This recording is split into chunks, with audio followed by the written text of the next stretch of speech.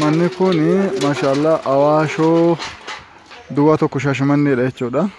01 mataa gubbaa Mazida Abubakar Siddiq kan Manaara lamaatitti diqqoo isa bira ol dhufanii yookaan tiraafiikoota ol dhufanii qamariin bira duungeen argama. Manni kadhumatee lafti kaaree 250 irrattidha. Kaartaan baheen jiru. Isinillee walii isin ergaa. Barsiisaa kanatu iyyuu nu arge. Lafti kun akkuma argitan kana asiin warshaa Jiqaasimii kana bira jechuudha. Kun kaajichaati. Kaajicha warra kofaleen beektan jedhee yaada.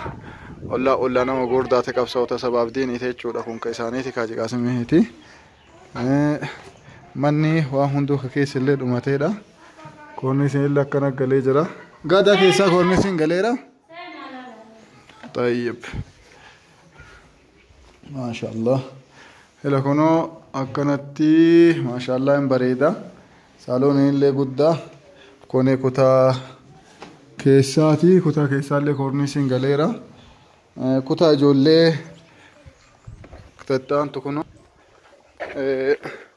Tun gaadaa ijoolleeti. Tun kutaa ijoolleeti. Isiin koorniisii madaabaraa go'aniirani. Kun shaaworii fi mana fincaanii duubaati. Kun kushiinaadha. Kushiinaa qorqoorroo godhatanii jirani. Lafti akkana jira kunu.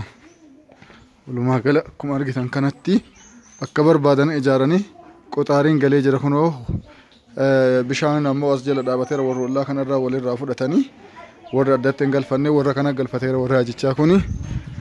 Waan bareeda xaarii tokko malee galanii haratti baafatanii. Maashaallah tabaarakallah. Asfaaltitti illee asin kunoo mul'atu iyyuu noo laafacha makiinaa yoo asii gallaalta. Ila kunoo asirraa achi yoo laalan asfaaltii mabbaan jechuudha. Barsiisaa.